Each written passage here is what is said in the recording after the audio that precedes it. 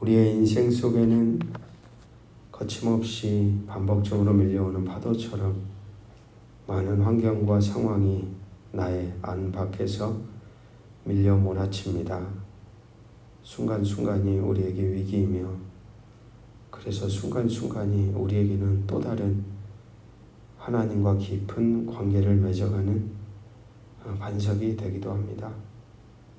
오늘도 우리 각자 다양한 삶의 자리에 서 있습니다. 주께서 들어야 할 음성, 주님과의 관계 안에 맺어져야 될 관계 안에 오늘도 우리가 바로 서 바로 듣고 그리고 그 말씀을 우리 가운데 품고 요동치지 않는 복된 존재로 내게 주어진 삶을 또한 감당하게 도와주시옵소서. 성령께서 오늘도 우리에게 선한 은혜를 베풀어 주시기를 주 예수 그리스도 이름으로 기도드립니다. 아멘. 오늘 우리에게 주시는 기록된 하나님 말씀 예레미야 34장 8절에서 22절입니다. 구약성경 1108쪽에 있습니다. 오늘 말씀을 읽어보면 시대는 시드기야 왕입니다. 말씀드린 대로 시드기야는 남유다의 마지막, 이제 말 그대로 바벨론에 의해 거의 무너지기 바로 직전에 서 있는 정말 꺼져가는 등불 같은 자리에 서 있는 왕이죠. 나라가 무너진다고 그랬을까요? 오늘 본문에서 시드기야 왕은 노예 해방을 명합니다. 그리고 모든 백성이 그 언약을 같이 계약을 맺죠. 하나님 앞에서. 그랬다가 오늘 본문의 내용은 그 결정을 번복한 사건에 대한 이야기를 기술하고 있습니다. 8절을 보시면 시드기야 왕이 예루살렘에 있는 모든 백성과 한 가지로 하나님 앞에서 계약을 맺고 자유를 선포한 후에 여호와께로부터 말씀이 예레미야에게 임하니라. 온 시민에게 노예를 다 풀어주겠다는 결의를 시킵니다. 모두에게 자유를 선포하지요. 10절을 보면 그러한 결의를 따라 사람들은 같이 행동합니다. 그들의 행동 때문이었는지 모르지만 34장 22절에 보시면 여호와의 말씀이니라 보라 내가 그들에게 명령하여 이 성읍에 다시 오게 하리니 그들이 이 성을 쳐서 빼앗아 불사를 것이라. 그런 행동 때문이었는지 모르지만 실제로 바벨론 군대가 포위망을 좁히며 이렇게 포위를 했다가 예루살렘에서 철수하는 일이 발생합니다. 바로 그 대목이 22절에 녹아 있는 거죠. 하지만 11절을 보시면 그렇게 모든 종과 노비를 풀어주기로 작정했던 사람들이 11절 보면 후에 그들의 뜻이 변하여 자유를 주었던 노비를 끌어다가 복종시켜 다시 노비로 삼았더라. 원래의 모습으로 돌아가 버립니다. 세번역 성경으로 보면 13절, 14절 이렇게 하나님이 말씀하십니다. 나 주 이스라엘의 하나님이 말한다. 내가 너희 조상을 이집트 땅 곧 그들이 종살이하던 집에서 데리고 나올 때 그들과 언약을 세우며 이렇게 명하였다. 동족인 히브리 사람이 너에게 팔려온 지 7년째가 되거든 그를 풀어주어라. 그가 6년 동안 너를 섬기면 그 다음 해에는 내가 그를 자유인으로 풀어주어서 너에게서 떠나게 하여라. 일명 희년법, 안식법이라고도 하죠. 그러나 너희 조상은 나의 말을 듣지도 않았으며 귀를 기울이지도 않았다. 하나님은 먼저 이스라엘의 뿌리가 무엇이었는지 다시 상기시켜줍니다. 자신들의 뿌리가 노예였다 하는 거죠. 노예였던 삶을 내가 건져주었다.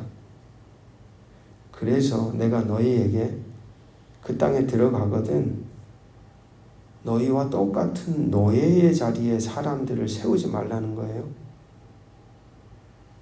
모두가 다 같은 자리에서 같은 삶을 누리며 살아가는 어떤 인간다운 삶을 하나님은 꿈꾸셨던 겁니다. 그런데 재밌는 것은 가나안 땅에 정착하고 서로의 빈부의 격차가 커져가고 서로가 서로 위에 군림하게 되고 이제는 급기야 누구는 주인이 되고 누구는 종이 되는 상황까지 가게 됩니다. 사람들은 그렇습니다. 삶의 자리가 달라지게 되면 하나님의 말씀이 종의 자리에 있었을 때는 이런 법이 얼마나 기뻤겠습니까? 근데 주인의 자리로 올라서게 되자 이제 이런 법이 부담스러워진 거죠. 그래서 변한 겁니다. 그런 그들의 모습에 하나님이 얼마나 기가 찼겠습니까? 자기가 건져주었던 그들의 후손들이 자신들의 동족을 힘과 권세로 종으로 일삼고 군림하고 약탈하고 착취하고 있는 모습을 보며 하나님은 탄식하셨을 겁니다. 여러분, 기존에 노예를 부리던 삶의 자리에서 노예 없이 홀로 살아가는 것이 가능하겠습니까? 물론 가능하지요. 하지만 이처럼 돌아섬이란 자기 희생과 헌신, 자기 자신을 죽이는 아픔 없이는 불가능한 일입니다. 하나님 말씀으로 뚝딱 우리의 삶이 변하는 것이 아니라 말씀을 들은 우리 존재 자체가 우리의 삶을 깎아낼 때, 도려낼 때, 잘라낼 때 내 마음에 내 것을, 내 삶을, 내 이득을, 내 마음을 포기하며 하나님께 드릴 때 사실 진정한 돌아섬, 진정한 변화가 시작된다는 것입니다. 이들을 보십시오. 익숙한 삶에서 벗어나 익숙하지 않으나 새로운 삶을 향해 어떤 의도에서 출발했는지 모르지만 그들은 결단했습니다. 그러나 순식간에 원래의 자리로 돌아가 버린 겁니다. 아마도 바벨론 포로 상황 속에서 임시 방편으로 긴급 희년법을 시행했던 게 아닐까요? 포위가 된 현실 속에 종들까지 먹여 살리기가 부담이 되어서이지 않았을까요? 아니면 이렇게라도 하나님께 액션을 취하면 하나님이 구원을 베풀어 주지 않을까 하는 기대감이 있었던 것일까요? 어쨌든 이들이 행한 행동들은 하나의 쇼였습니다. 진정 어린 하나님 말씀에 대한 순종이 아니었다는 게 드러난 것입니다. 그에 대해 하나님이 말씀하시는 하나님의 분노의 소리를 들어보십시오. 15절부터 22절까지 말씀을 제가 새번역 성경으로 읽어드립니다. 최근에 와서야 너희가 비로소 마음을 돌이켜서 각자 동족에게 자유를 선언하여 주므로 내가 보기에 올바른 일을 하였다. 하나님이 그게 기뻐하셨던 거죠. 그것도 나를 섬기는 성전으로 들어와서 내 앞에서 언약까지 맺으며 한 것이었다. 그러나 너희가 또 돌아서서 내 이름을 더럽혀 놓았다. 각자 남종 여종을 풀어주어 그들이 마음대로 자유인이 되게 하였으나 너희는 다시 그들을 데려가 너희의 남종과 여종으로 부리고 있다. 그러므로 나 주가 말한다. 너희는 모두 너희의 친척, 너희의 동포에게 자유를 선언하라는 나의 명령을 듣지 않았다. 그러므로 보아라, 나도 너희에게 자유를 선언하여 너희가 전쟁과 연병과 기근으로 죽게 할 것이니 세상의 모든 민족이 이것을 보고 무서워 떨 것이다. 그렇습니다. 하나님과 언약을 체결한다는 의미는, 하나님 앞에서 약속한다는 의미는, 하나님의 말씀을 듣고 결단한다는 의미는 이처럼 진중한 자기 전 존재를 건 약속입니다. 그 관계 맺음에는 생명이 담보되어 있습니다.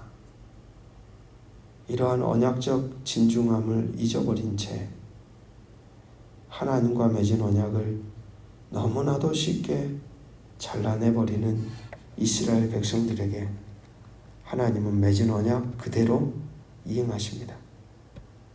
사랑하는 말씀의 동역자 여러분, 오늘 우리는 하나님과 그리스도 예수 안에서 언약적 관계 안에 살아가는 하나님 나라의 백성들입니다. 우리 모두는 은혜로 부름받았고 그리고 건짐받았고 새로운 존재로 살아가라고 매일 하나님은 우리에게 당신의 말씀을 허락하십니다. 그 언약적 관계 안에 선 새로운 존재로 이제는 그분과의 관계 맺음이 진중함을 잊어버리지 않고 우리의 존재를 다해 깨닫게 하시는 하나님의 말씀 앞에 응답하며 반응하며 우리가 가던 그 거룩한 길을 포기하지 않고 끝까지 바르게 걸어 지켜 살아내는 복된 저와 여러분의 하루가 되시기를 주의 이름으로 축복합니다. 기도하겠습니다. 아버지 하나님, 하나님의 말씀 안에서 그리고 우리가 가진 믿음 안에서 하나님과 맺어진 이 언약적 관계가 얼마나 진중한 것인지, 오늘도 내가 당신과의 관계 안에 살아가고 있다는 것이 얼마나 우리의 인생의 중요한 반석인지, 매 순간 당신이 내 안에 계시고 내가 당신 안에 거하며 그 관계 안에 살아가고 있는 존재가 바로 우리 자신임을 오늘도 깨닫게 하사 우리가 서 있는 삶의 자리에서 하나님께 바르게 반응하고 사람들에게 또한 당신의 마음으로 반응하며 살아가는 복된 자로 살아가게 하옵소서. 결단했으나 행동을 취했으나 이전의 모습으로 순식간에 돌아가버린 당신의 말씀을 가벼이 여기는 어리석은 남유다 백성들과 같이 살지 말게 하시고 듣게 하시고 깨닫게 하시고 알게 하시고 우리 안에 씨앗을 뿌려주실 때 그 말씀이 온전히 열매를 맺어 당신의 거룩한 형상으로 빚어져가는 복된 자로 살아가게 하옵소서. 주 예수 그리스도 이름으로 기도합니다. 아멘.